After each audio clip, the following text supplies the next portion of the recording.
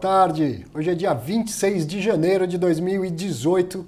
Está começando o programa Fundos Imobiliários aqui pela Infomoney TV, também pelo Facebook do Infomoney. Hoje é dia de conversar com o gestor.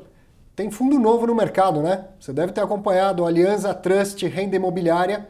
Começou a ser negociado recentemente, no comecinho desse ano, e hoje a gente recebe o Fábio Carvalho, gestor do fundo lá da Alianza, que vai apresentar para você o fundo, os imóveis, os projetos, explicar como foi estruturada essa oferta, que foi diferente da maioria. Enfim, é um papo com o gestor, aquele papo importante que eu sei que você gosta de acompanhar, de olhar no olho do gestor e entender melhor qual é o fundo imobiliário, se ele é adequado para o seu perfil ou se não é adequado para o seu perfil.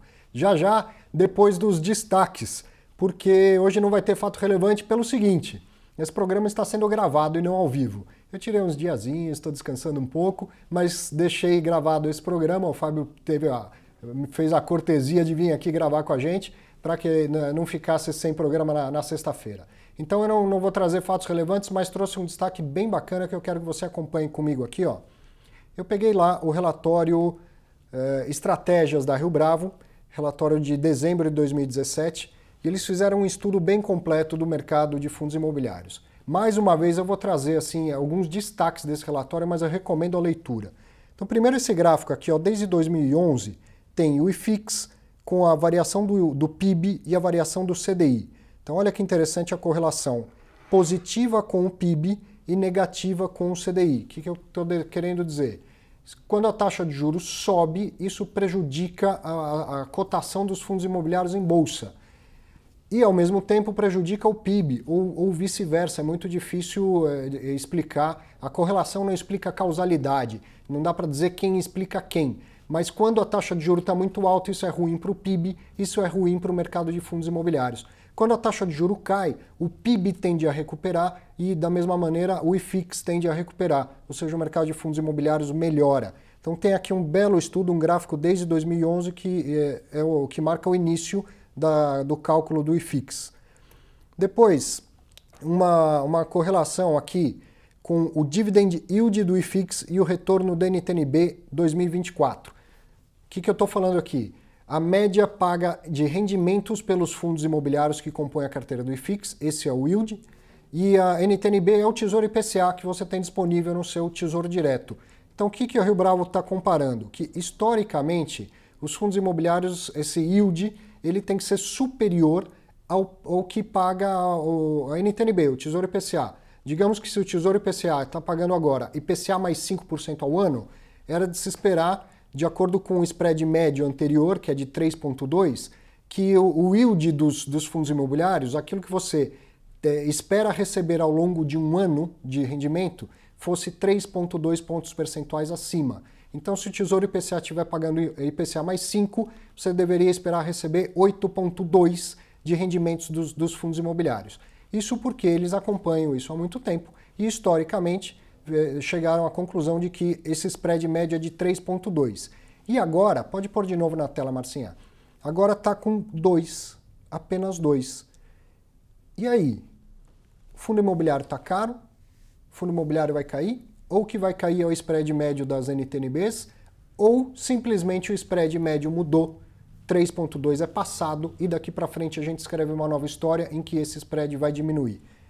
Então, eles trazem duas hipóteses que talvez expliquem o que está acontecendo. Uma menor percepção de risco em relação ao setor imobiliário, ou seja, as pessoas acreditando que os fundos imobiliários vão melhorar e que com isso as cotas vão subir, o rendimento vai subir e a relação se ajusta novamente. Ou uma expectativa de aumento das locações e dos rendimentos dos fundos.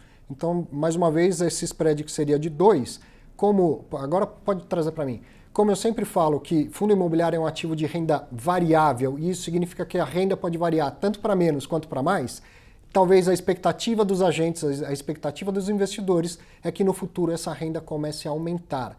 Porque o PIB recupera, a gente viu lá naquele primeiro gráfico, o PIB recupera, os espaços vazios vão sendo ocupados, os aluguéis param de cair, começam a subir, e se o aluguel está mais alto, o fundo fatura mais, e se fatura mais, muito provavelmente vai entregar mais lucro para o cotista. E você sabe que o seu rendimento é uma participação no lucro líquido do fundo imobiliário. Então, essas as hipóteses. Hoje, o spread médio está bem abaixo do que o spread histórico. Então, estou mais uma vez lembrando, esse é um estudo feito pela Rio Bravo no documento Estratégias, que está disponível lá no site deles. E mais um gráfico que eu trouxe desse mesmo documento, ó, eles olharam para 2017 e segmentaram o retorno por segmentos. Escritórios, o IFIX como um todo aqui, ó, deu um retorno de 19,4%, escritórios 18,2%, agências bancárias 20,3%, e o grande destaque do ano foram os shoppings e varejo, lojas de rua nesse caso, né? E do setor de logística e industrial, setor de galpões. E para 2018? Então essa melhora da economia que a gente espera deve se refletir nos fundos imobiliários, com um aumento no volume de emissões, ou seja, espera-se que vá acontecer outros IPOs ao longo de 2018. Esses ativos consolidados em locações privilegiadas devem melhorar mais rápido e se espera uma recuperação gradual dos valores de locação. Então veja, tudo que eu estou falando aqui, que está nesse excelente relatório, se você se lembrar, o Marcelo da Costa Santos, quando esteve aqui no final de 2017, falou disso. Também o Leandro Angelino falou a mesma coisa. Ativos consolidados nas melhores regiões tendem a se recuperar mais rápido. O spread da NTNB, do Tesouro IPCA com os fundos imobiliários, o Richard Rittenbank esteve aqui no primeiro programa do ano, chamou a atenção de que esse spread estava curto ou que talvez o Tesouro IPCA esteja pagando uma gordura. Quer dizer, há uma hipótese também de que o Tesouro IPCA vai diminuir essa gordura, vai diminuir este cupom. E aí, novamente, voltaria para talvez aquele spread histórico.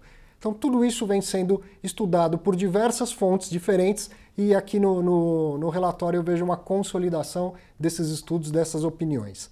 Legal? Era esse o destaque da semana que eu queria trazer. Claro, quero te convidar para conhecer o nosso curso online Viva de Renda com Fundos Imobiliários, curso esse que eu gravei aqui em parceria com Infomoney Educação. São pouco mais de 8 horas de conteúdo em aulas de 40 minutos. Você assiste quando quiser, da maneira que quiser, pausa, volta, faz do jeito que for melhor. Ao comprar o curso, você tem direito a acessá-lo por 12 meses. Então são 8 horas, mas você vai assistir de fato como for melhor para você, no seu celular, no computador, na sua TV, se ela tiver conexão com internet. Você tem 12 meses para ver e rever as aulas quantas vezes quiser, ok? Vou te mostrar rapidinho aqui no site do Infomoney. Ó, logo de cara você vai encontrar aqui, ó, Aprenda a Investir, Infomoney Cursos. Clicando aqui, só um pouco mais para baixo, em toda a grade de curso do Infomoney, você vai encontrar lá, ó, Viva de Renda com Fundos Imobiliários. Clicou em Saiba Mais, já vai ter todas as informações de preço, como faz para adquirir, como esse acesso por 12 meses. Tem todas as informações lá. Ok? E venha bater um papo comigo no meu Facebook do professor Arthur Vieira de Moraes, facebook.com/Arthur V. Moraes. Quero ouvir sua opinião, quero saber se você gostou da entrevista, gostou do fundo, gostou do Fábio, quero sempre ouvir a sua opinião, viu? Hora da gente apresentar então o Fábio que está aqui, que veio gentilmente mostrar o fundo. Opa, Fábio, obrigado por ter vindo. Prazer estar aqui, obrigado pelo convite. Prazer é nosso, essa é uma oportunidade de ouro. Eu fico assim, realmente muito satisfeito do gestor vir ocupar esse espaço. Esse programa é de fundos imobiliários e a indústria não é só o investidor. É o investidor, é o gestor, é o analista, é o regulador. Então, para mim, é sempre uma oportunidade de ouro. E para quem está assistindo também. O retorno é sempre muito bacana.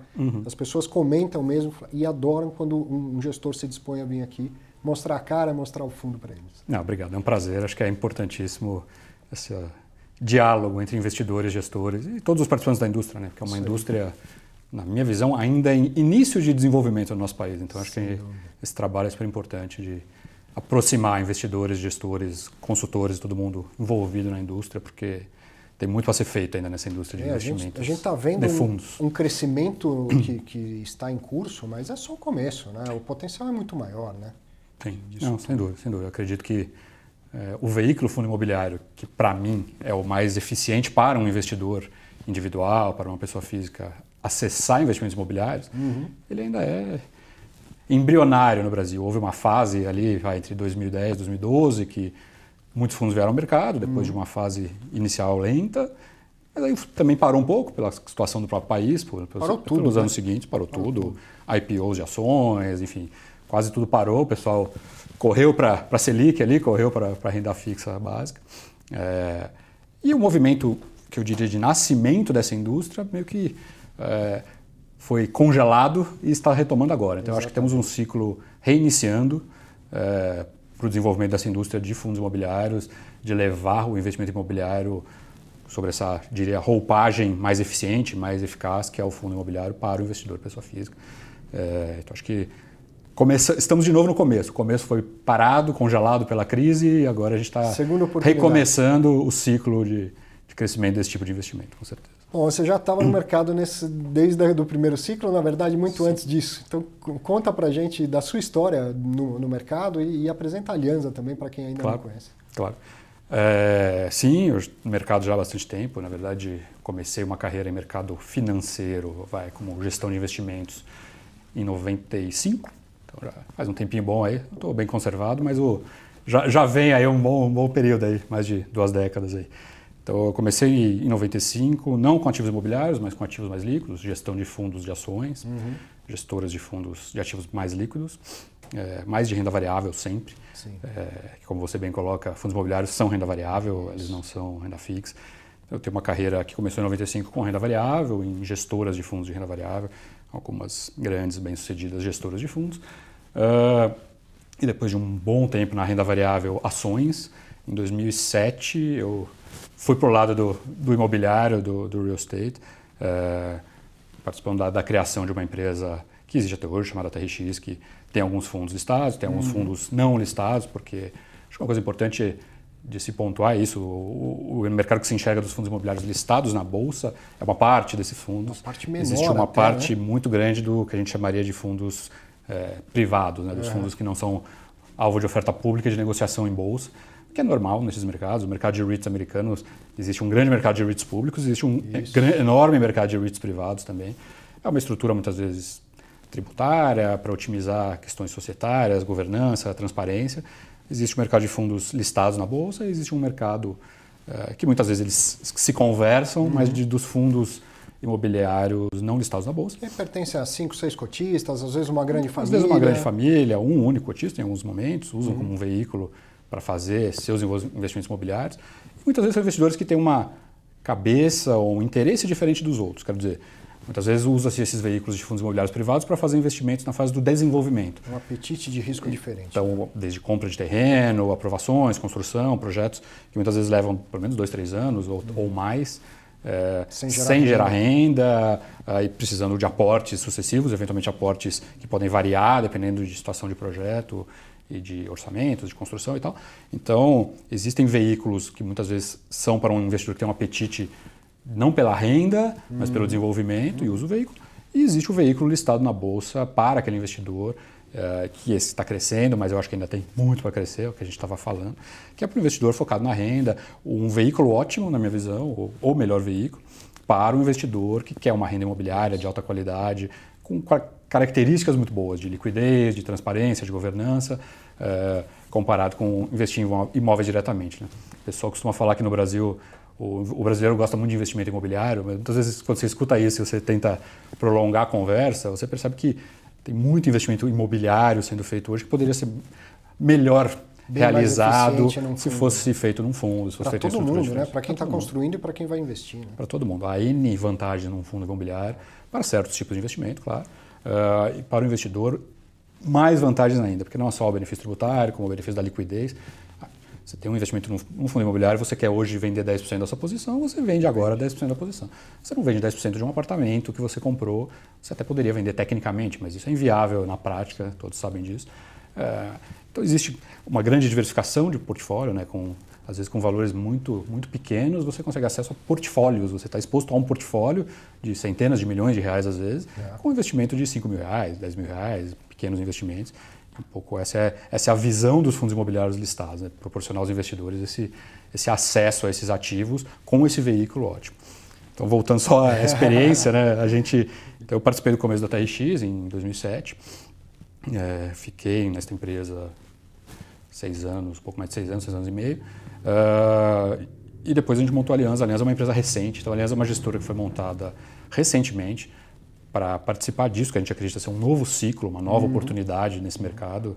Que acho que a gente vai ter uma janela de vários anos aí pela frente vamos chamar assim, da continuação do desenvolvimento desse tipo de investimento, desse tipo de mercado no Brasil, que foi meio que interrompida ali em 2012, 2013, e agora começa um novo ciclo, ou continua o ciclo, vamos dizer assim. Então a gente montou a Aliança para participar desse novo ciclo, depois de já ter trabalhado com esse tipo de investimento, com esse tipo de ativo por muitos anos.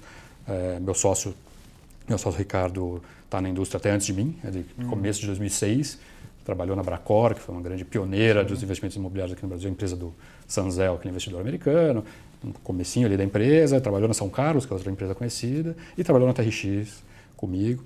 Então a gente montou a Aliança recentemente para participar, para ser um novo participante desse novo ciclo do mercado, que a gente já experimentou há muitos anos e por um longo período em outras empresas, em outras estruturas, e agora a gente está com empresa nova aí para participar desse retomada do ciclo, essa expansão dos fundos imobiliários. Eu me lembro, Fábio, em 2012, eu li um relatório do Itaú BBA que dizia que 2012 era o renascimento dos fundos imobiliários. Parece que o Brasil tem tantas peculiaridades que tem algo renascendo pela segunda vez, com frequência. 2017, 2018, provavelmente mais um renascimento dessa indústria. Eu acredito que sim, acredito que sim. Mas agora a gente está vendo um cenário diferente. E a própria oferta pública que vocês realizaram agora teve uma característica diferente. Uma parte dos recursos até chegou a ser devolvida, é isso? Não é devolvida, né? Não chegou a ser recebida. Não chegou a ser recebida. Na prática, explica essa história toda para gente. Na prática, a gente criou um fundo. Tem algumas questões. Aí, o primeiro principal é que o objetivo é otimizar o yield para o investidor. A gente quer entregar o melhor resultado possível para o investidor. E o fundo, foi feito um fundo no mercado se chama de cheque em branco. Então, ele não é cheque em branco, significando que a oferta, quando foi realizada, já tinha os imóveis identificados que o fundo, se surgisse, compraria. Então, já tendo os imóveis identificados, preços negociados, preços definidos, mas todos os custos de estrutura conhecidos, a gente pôde calibrar para realmente só colocar para dentro do fundo o volume necessário para comprar aqueles imóveis e ficar com muito pouco caixa.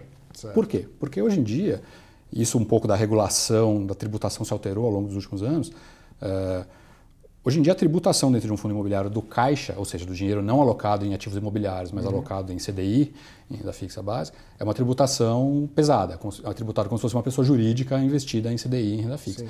Então, para otimizar o yield do fundo, o ideal é que ele tenha quase a totalidade dos seus recursos alocados em ativos imobiliários. Como a gente fez uma oferta de um fundo que já tinha os ativos identificados, a gente pôde realmente só colocar para dentro o necessário para comprar os imóveis negociados e sobrar com um mínimo de caixa ali para as operações básicas, um capital de giro, vamos chamar assim, pequeno, mas um volume de caixa muito pequeno. E não fazer a aquisição dos imóveis, mas ficar com uma parcela de caixa expressiva, que aplicada em CDI tributada como uma pessoa jurídica, machucaria o próprio yield, porque não só o CDI paga hoje menos do que o yield que a gente está procurando, como a tributação do dinheiro, do recurso aplicado à CDI é muito pesada para um fundo imobiliário. Só para deixar bem claro para todo mundo, claro. Os imóveis foram adquiridos, eles pagam um aluguel, digamos, quanto que está dando de yield esses aluguéis? O yield projetado é anualizado da ordem de 7,8%. 7,8%. Então vamos lá, os aluguéis, o lucro líquido que vai ser distribuído entrega 7,8% ao ano. Hoje, com a taxa Selic em 7% ao ano e talvez até um pouco abaixo, sim, o dinheiro em caixa que estaria aplicado em renda fixa e ainda tributado renderia menos do que a renda de aluguel. Exatamente. E numa média ponderada jogaria esse yield para baixo o yield total. Então a estratégia foi não alocar o mínimo possível em caixa, exatamente. Em renda fixa. Existem as alternativas, mas é uma questão de objetivo, né? Nossa ideia é maximizar o yield, até porque é um novo fundo e para que ele tenha o histórico que a gente busca, o resultado que a gente busca, sim, e entregue o melhor yield possível para esses investidores que estão apostando na gente. A ideia foi seguir esse caminho. Existe a opção, sempre existe, de você captar todo o dinheiro que aparecer para ser subscrito. Em teoria, para o gestor no curto prazo, pelo menos, captar mais significa mais taxa de administração, claro, mais taxa de gestão. Por outro lado, prejudicaria a rentabilidade possível do fundo, prejudicaria a capacidade de alocar e de montar esse portfólio de um jeito ótimo em termos de yield, que é o objetivo desse fundo. Como ele é um fundo de renda, o objetivo é o yield ideal para os investidores no mês a mês. Então a ideia era captar quanto e fechou com quanto? Na verdade, havia um objetivo para comprar um conjunto de imóveis já identificados, que seriam 3. E havia um mínimo para comprar 2 imóveis, pelo menos, porque a gente queria que ele nascesse pelo menos com 2 imóveis, com diferentes inquilinos, diferentes perfis de imóvel. No final, captou-se um pouco mais do que o mínimo, mas não chegou ao suficiente para os 3 imóveis, para o valor superior. E aí a gente captou o mínimo. A gente captou exatamente para não ficar com uma sobra grande. Então, como passou do mínimo, foi suficiente para que o fundo nascesse, mas não chegou ao suficiente para 3 imóveis, a gente acabou captando o valor perto do mínimo para isso, para fazer as 2 aquisições e sobrar com caixa pequeno, mínimo, para não prejudicar o yield. Eu tenho uma dúvida em relação a esse caixa que sobrou. Tá. Eu entendi a questão da eficiência financeira da distribuição de rendimentos. Agora, ele é suficiente para ser considerado um fundo de reserva se tiver um problema com o imóvel? Pode acontecer, e aí o imóvel precisa de um reparo. Sim. Tem caixa para isso ou precisaria de uma nova emissão? Tem caixa para isso. Acho que aí tem duas partes da resposta. Uma, tem caixa para isso. Esse caixa, apesar de a gente ter deixado pequeno, ele não é zero, ele é um caixa significativo em valores, para coisas pequenas, claro. Essa é a primeira parte da resposta. Uma outra parte é o seguinte, acho já entrando um pouco no fundo em termos de estratégia. O que esse nosso fundo faz, que é a nossa expertise, é o que eu, meu sócio e a própria equipe que a gente montou faz lá há mais de 10 anos e conhecemos bem. A gente é focado no que a gente chama dos contratos fortes de locação, o que antigamente o pessoal chamava de contratos atípicos. A gente hoje em dia está evitando chamar de atípico porque... Ele é típico agora. Agora ele está típico, exatamente. Chamar de atípico denota uma questão jurídica que não é mais verdade para esse tipo de contrato. Que antigamente eles não eram enquadrados legalmente, né, não era no artigo 54, a lei do inquilinato brasileira, que é chamada assim, que é o artigo 54, ele não falava desse tipo de aluguel. A lei do inquilinato tinha sido criada mais para um aluguel residencial, para uma coisa mais pessoa física, proteger pessoa física. E criou-se o artigo 54A, que tipificou, né, trouxe para a lei esse tipo de contrato que a gente já fazia há bastante tempo. Então agora eles não são mais atípicos, eram conhecidos por atípicos, mas não são mais. Né? Para o legislador é o contrato de construção ajustada. É isso que está na lei. Né? Exatamente. E tem algumas regras, tem que ser entre pessoas jurídicas, tem algumas características para poder se enquadrar nesse artigo 54A, que é onde hoje em dia estão o que eram os contratos atípicos antigamente. Então a gente está tentando chamar de contratos fortes e não mais de atípicos, porque tecnicamente eles não são mais atípicos. Isso. Eles foram tipificados, mas enfim, este tipo de contrato, que são contratos com características bem diferenciadas, né, do contrato de aluguel convencional brasileiro, é o nosso foco, sempre foi, a nossa história, a nossa expertise. E por que eu estou falando isso em relação ao caixa e eventuais despesas do fundo? Esses contratos são contratos em que o inquilino se obriga a ficar no imóvel por prazos muito longos e ele se obriga de uma maneira muito mais firme do que nos contratos convencionais. Sim. Aqui ele se obriga, num contrato de 10 anos, a ficar os 10 anos, não importa o que aconteça. Se ele quiser sair antes dos 10 anos, que eventualmente pode acontecer, ele precisa pagar uma penalidade que é o saldo inteiro do contrato até o final. Então esse saldo até o final do contrato é a principal característica desse tipo de contrato.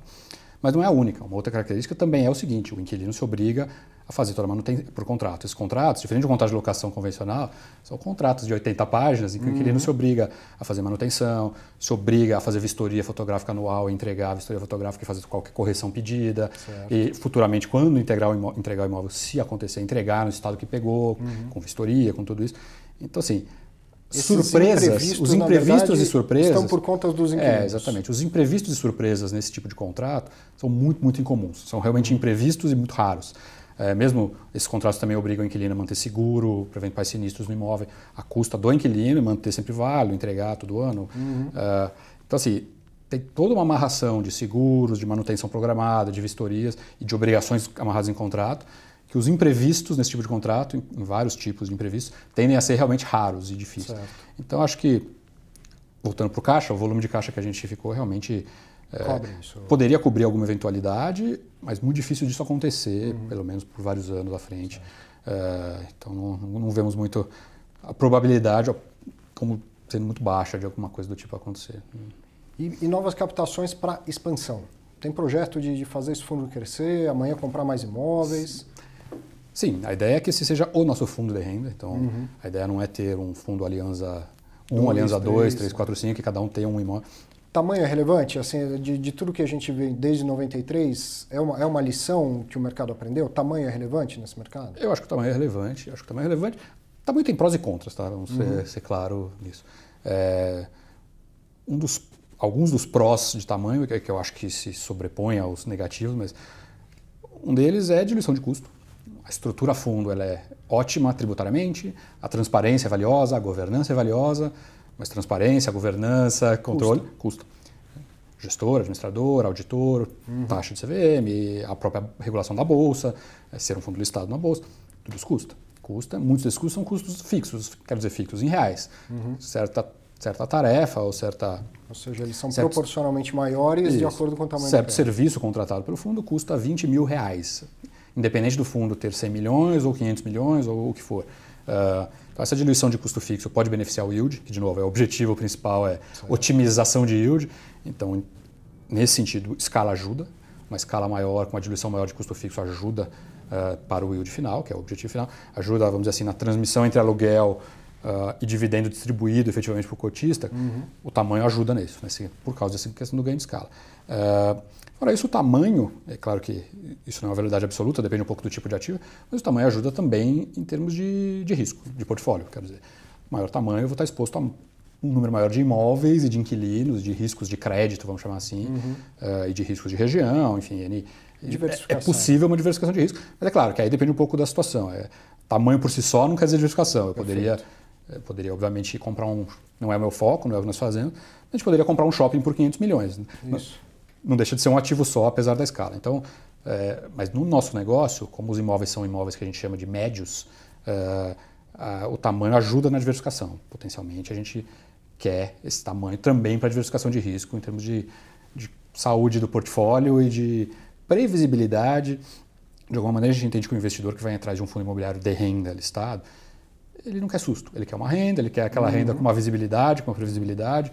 Pouco susto, pouca surpresa. Se tiver susto, que seja bom, mas de preferência não grandes sustos ou não grandes movimentos.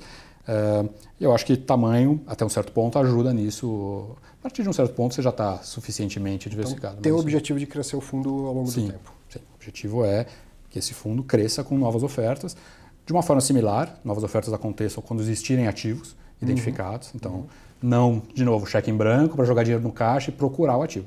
Então, quando houverem ativos identificados, negociados, que se enquadrem nas características do fundo, que tem por regulamento várias travas e vários parâmetros para que o imóvel possa ser adicionado ao portfólio, quando esses imóveis forem identificados, haverão outras ofertas. A ideia é que esse fundo cresça para isso, para ganhar escala e assim otimizar a yield, e por uma questão de portfólio, de diversificação de riscos de crédito e imobiliário. Vamos mostrar esse portfólio atual? Você vinha falando, já até falou rapidinho da questão dos contratos atípicos e tal, que eles têm prazo maior, né?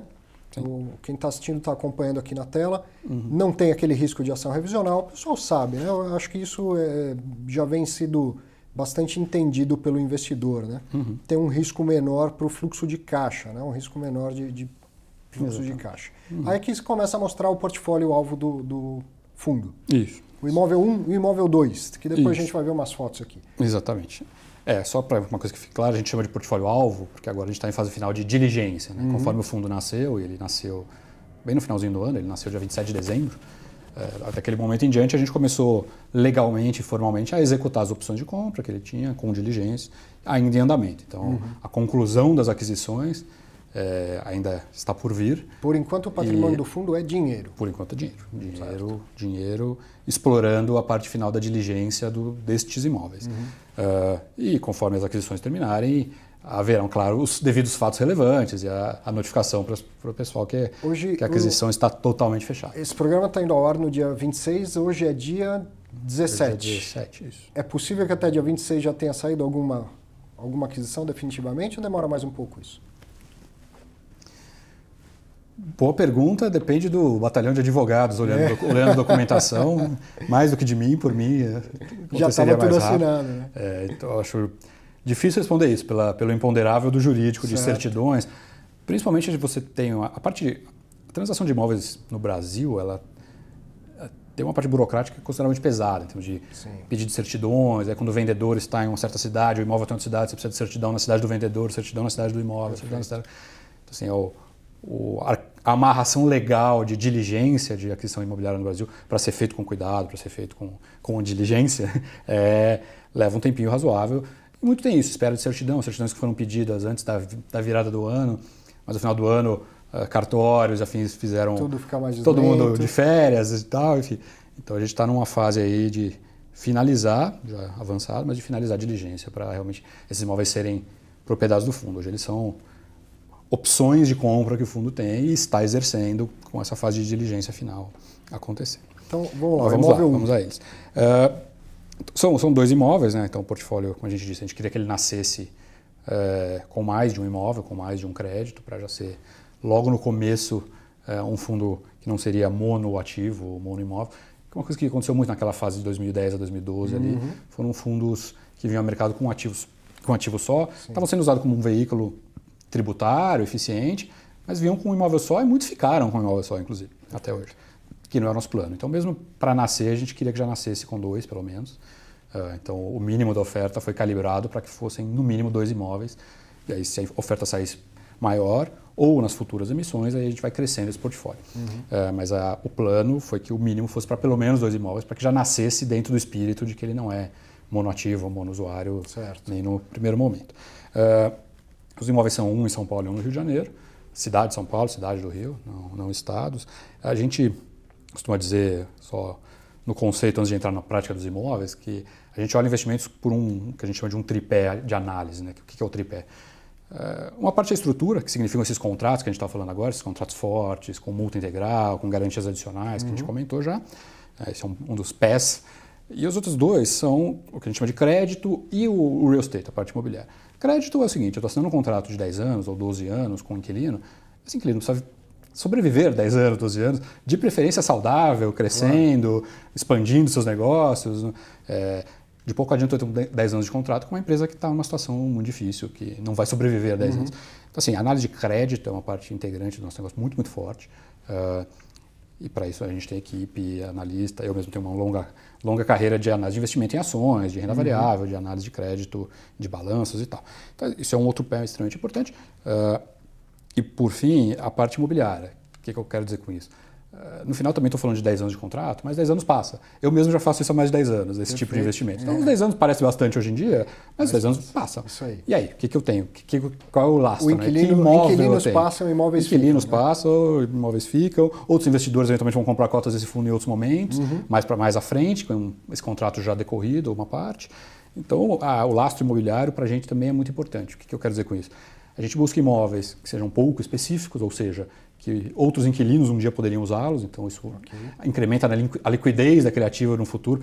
Liquidez não quer dizer por vender o ativo, mas eventualmente para trazer, uso, né, que se fala, trazer um outro inquilino. E tem também uma questão de tipo de uso. Então são imóveis pouco específicos que outros inquilinos poderiam usar e também em localizações, em mercados fortes, localizações que poderiam atrair diferentes usos também. O imóvel poderia ser convertido para uma outra coisa no futuro. Então, o que eu quero dizer com isso? Esses imóveis são imóveis em São Paulo e Rio, que são os maiores mercados, obviamente, do país. São localizados em avenidas, terrenos de esquina em avenidas, características imobiliárias importantes. Todos eles próximos de estação do metrô, próximos de grandes shoppings, avenidas movimentadas, como eu comentei. Então, são imóveis que as características imobiliárias deles também são muito importantes, são fortes, são valiosas.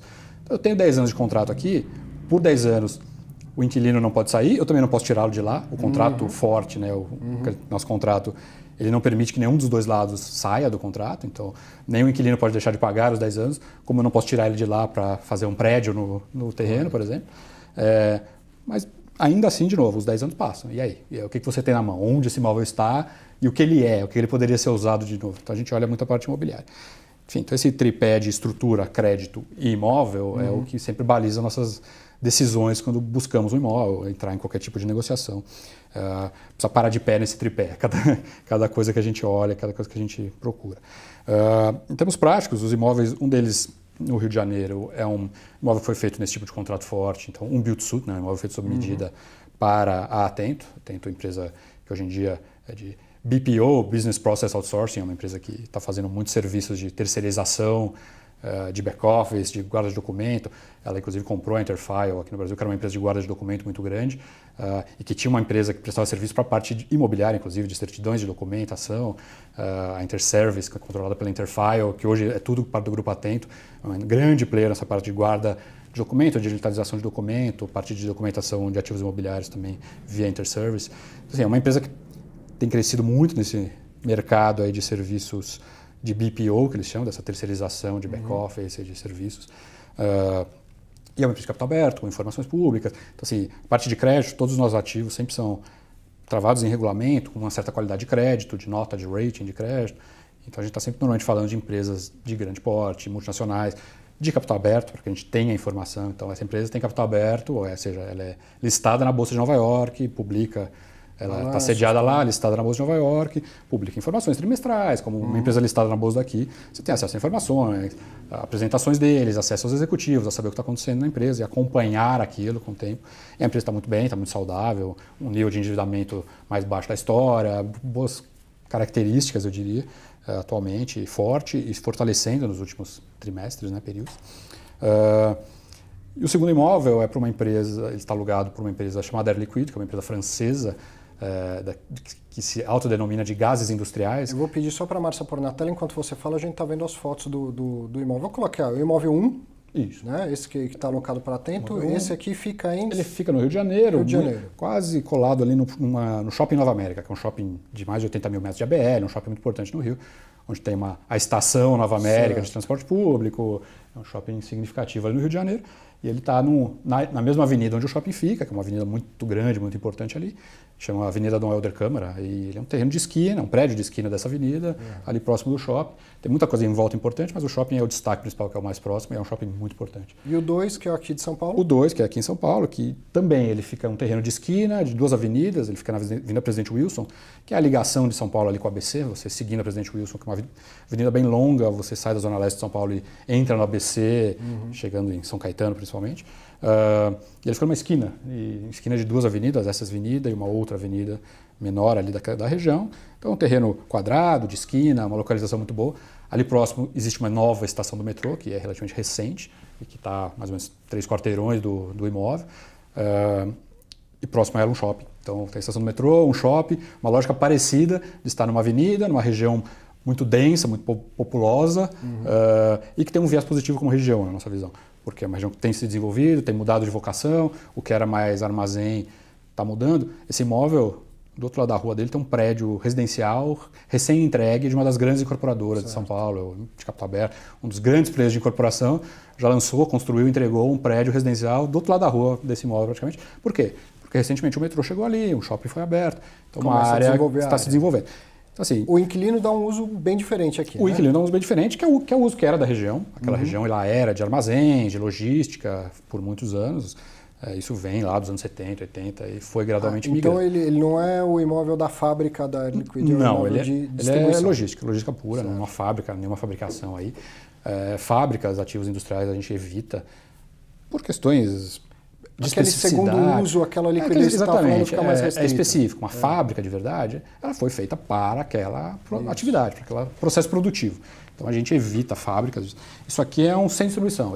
Essa empresa tem, se não me engano, 3 fábricas em diferentes regiões do Brasil, onde ele produz o produto. Para cá ele traz o produto pronto e faz a distribuição diariamente dentro de São Paulo.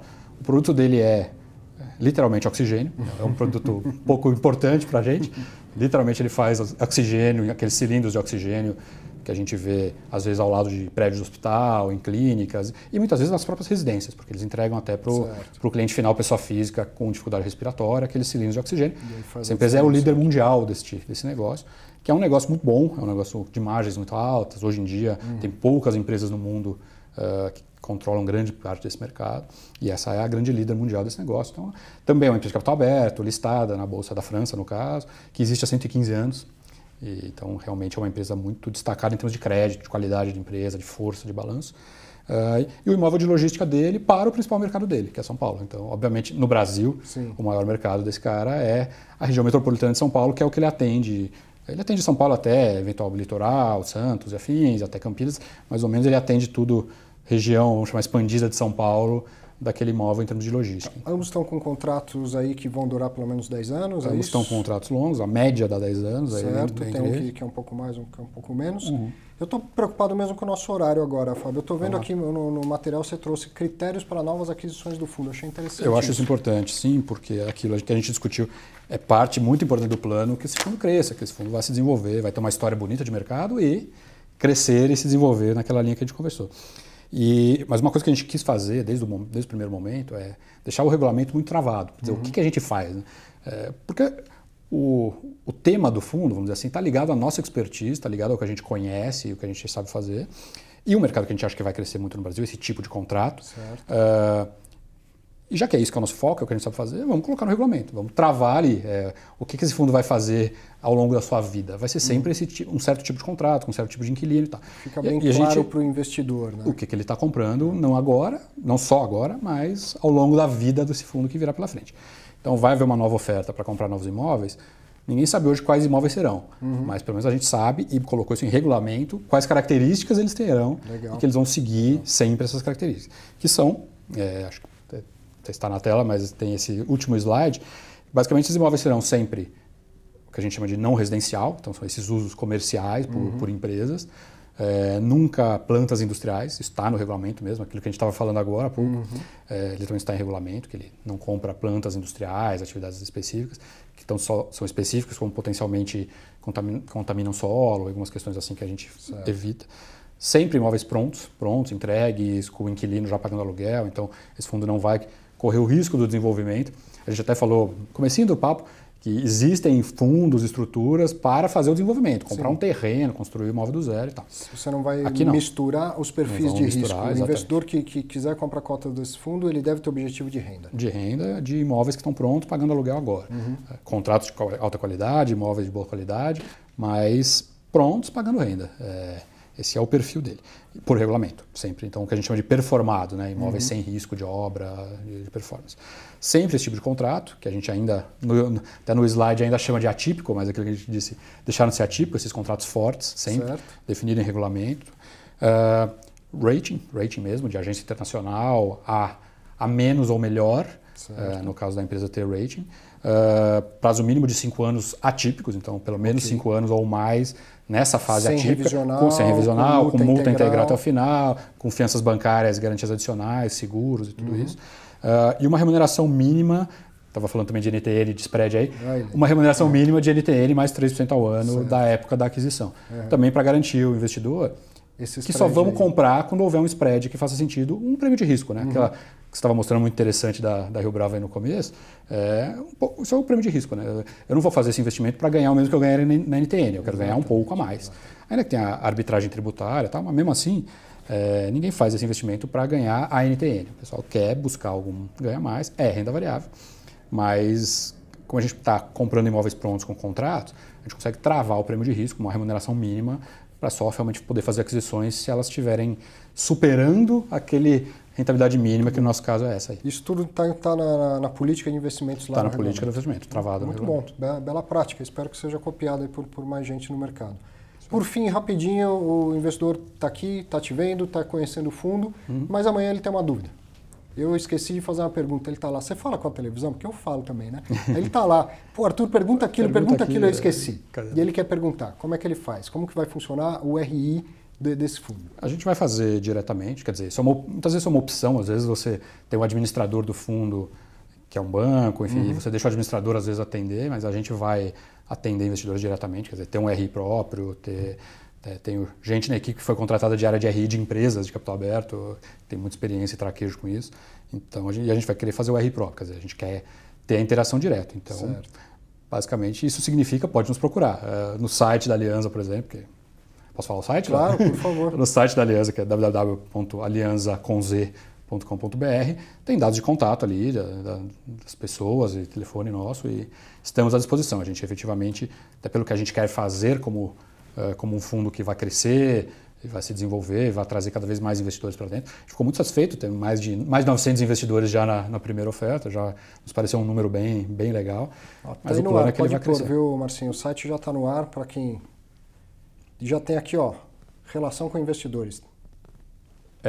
Por enquanto, essa área ainda vai crescer, por enquanto ela tem informações básicas da oferta, o anúncio de encerramento da oferta, aí vão começar a entrar os fatos relevantes, os relatórios mensais, mas também, claro, tem os nossos dados de contato. Liga lá, manda um e-mail. Por favor, então, será um prazer. E isso é importantíssimo, manter esse contato próximo ao gestor, ao administrador, e os fundos imobiliários conseguem entregar isso, né? Com certeza, e precisam, é importante. Muito bom. Fábio, obrigado. Espero que você volte aqui para mostrar o Imóveis 3, 4, 5, 10, 20. Vamos lá. Que o mercado chancele isso. E, mais uma vez, obrigado por vir aqui, mostrar a cara, mostrar o fundo. Eu acho que todos nós estamos ganhando muito com isso. Maravilha. Tá certo? Prazer, brigadão. Sucesso, obrigado. Para você também, um grande abraço. Muito obrigado por acompanhar mais esse programa. Semana que vem tem mais, hein? Bom fim de semana.